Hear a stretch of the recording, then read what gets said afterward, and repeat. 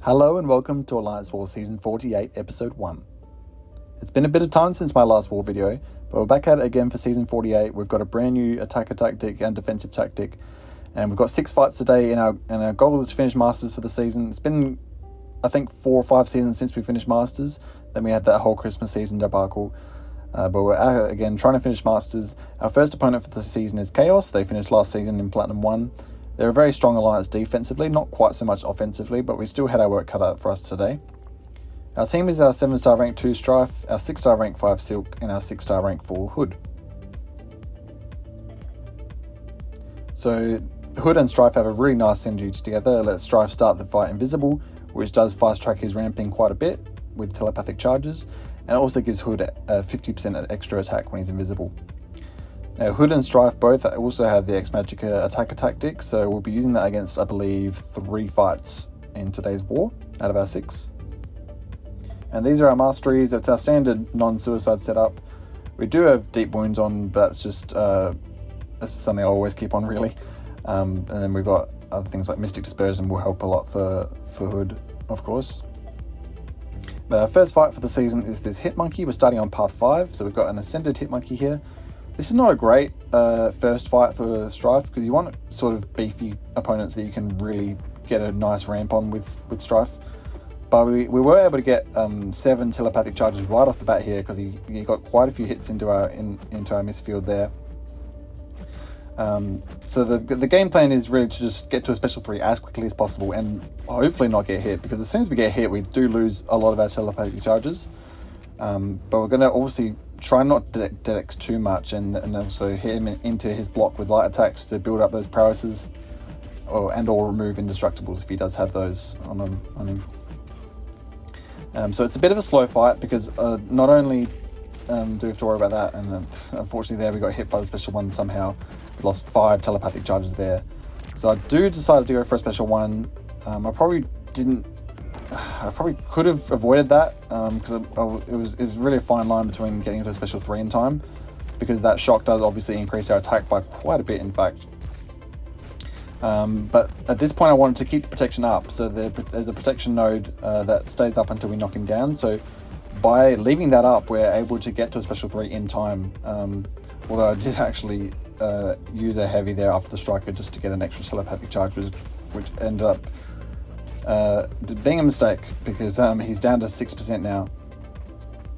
So here we didn't. Well, unfortunately we ate the end of the special 1 as well. There, I was trying to parry it, so we lost another 5 telepathic charges there.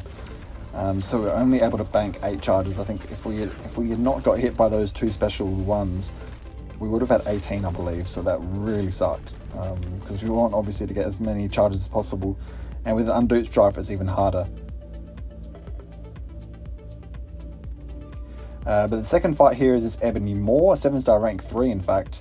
So not a pushover by any means, but by his nature, Ebony Moore doesn't have much health anyway. I can't remember exactly how much health he had, but it wasn't too much. And obviously for Silk, it's really not much at all. So we've got our rank 5 Silk here. She's got the Hulk relic on, which is great. We're able to consistently knock this guy down to not only remove the protection, but also reset his focus timer. So she's just great. She's such a good Moore counter, because not only does she have that going for her, she's also Dex immune, so we don't have to worry about Mystic Dispersion at all, apart from the Fury that he places in his special 1. So the protection comes back on there. He's also focused now, because we haven't landed a heavy in a while, but we knocked him down there. He throws another special 1 like an idiot, and then we are pretty much able to chain into a striker and then a special 2, and that's more than lights out for him. In fact, we didn't even throw the special 2. But we're on to path 7 now in the second section. Now with this Jabari Panther, the game plan was pretty similar to that the Hit Monkey actually, just to try and get to a special 3 as soon as possible. Although this fight was not as straightforward as the Hit Monkey, because it's path 7, you do get punished quite a bit for when the opponents do cleanse and or purify. So obviously Jabari has a lot of cleanse going for her. She was one of the first cleanse champions. So we got trapped into the corner actually here, and we ate a heavy attack, which unfortunately, just like the Hit Monkey meant, we lost a lot of our telepathic charges. We throw a special 1 here, but I didn't let her hit me at all. I can't remember exactly why I did that, but maybe I was afraid that she would throw a special 1. But obviously, when fighting Jabari, it's much better to bait the special 2s since there's no projectiles involved, it's just a melee attack. So we do get her to a special 2 here, but unfortunately she does just cleanse that. And when she gets to 3 cleanses, I think she goes unblockable for a bit. And we ate a full special 2 to the face there. In fact, I'm not sure what that was about. I can't remember. But we get to a special 3 here. The protection is up, and we only gain 7 telepathic charges. So I think it's pretty obvious here how bad I am with Stryfe at this point, because this is probably the first ever Alliance War I've ever used him in. I'm not a Stryfe master like, Swedia is. And there she goes unblockable. Did not want her to throw a special 1 here. I wanted to push her to special 2, but she did throw a special 1. It wasn't undexable, so we were able to dex it there. But yeah, we've just lost so much health already. And then she had another special 1. We're able to heal a little bit from the ensnared debuff, but we're just not getting the results that we wanted, because we want to obviously try and ramp as much as possible, and only getting 7 charges is not it. We want to get way more than that. It's just really hard to get openings against this champion here, because their heavy is, well, it's not really a heavy, it's more the fact that Stryfe, his dashback is very long. It's a lot longer than most champions. You can notice here when he dashes back, it's such a long dashback, so it's very hard to punish specials and heavies with zone heavy. So that's gonna be the challenge when it comes to Stryfe this season, is trying to find ways to get these telepathic charges against these skilled champions who won't let you parry easily. But we eventually get Jabari down. I probably could have potentially got to a second special 3, but I ended up just going for special 1s at the end. So it wasn't the ideal result, but we got it down, which was the main thing. Alright, so moving on in part 7, we have this Sasquatch here. So there's actually another rank 3 that we're fighting with Silk. And then again, it's a really good matchup for her. So Sasquatch is, especially Awakened, is quite an annoying defender. He's very tanky. He's not as bad as he was a few seasons ago when he was a defensive tactic champion. We did have an invulnerability boost on, but Sasquatch made sure that we did not have that for long. We lost that in about 10-15 seconds, and I don't know what I was doing here. I was just being an idiot, really. So he's hit us quite a few times. We were almost halfway down. But we hit him with our special 2.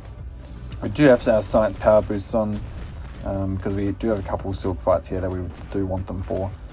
I don't know if the 200 would potentially overkill. Potentially they were, I'm not sure. But we're able to get, I'm not sure why I didn't do a full combo there, into a striker, which I do here. We're not able to heavy stun him with, because he's in Wrath now, so we're not able to stun him with that, unfortunately. But the Wrath has worn out here, so there's no more Unstoppable to worry about now. Well, in fact, there wasn't when he's in the corner, because we have that slow. But we've got him nicely trapped into the corner here now. I knew that one special 2 wouldn't finish him off here. I think I tried maybe to get an intercept here. No, just go for a special 2, which was alright, but there's only so much damage you can do when you only have 1 combo worth of physical vulnerability. You really don't see the damage stack up until you get multiple intercepts, really.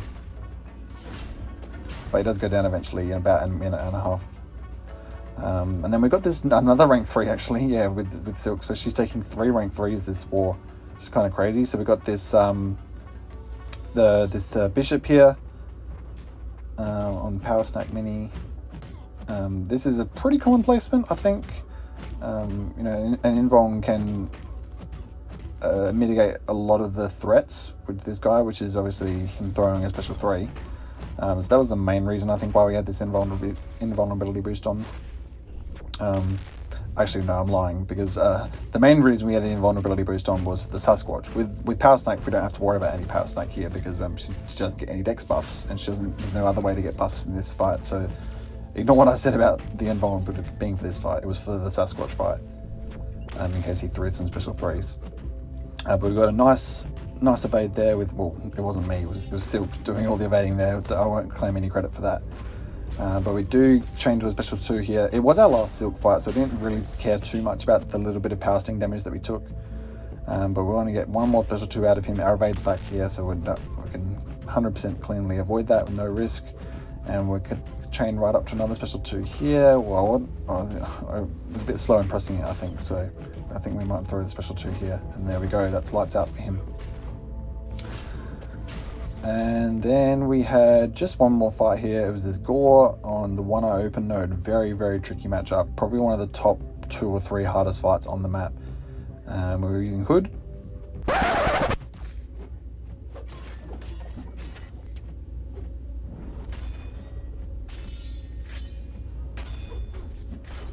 So yeah, not the ideal start to this season. We actually had 3 deaths for that fight. It was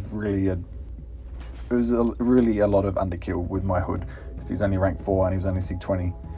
But that's going to do it for me today, guys. Hope you enjoyed this war, and I'll see you in the next one. Peace out.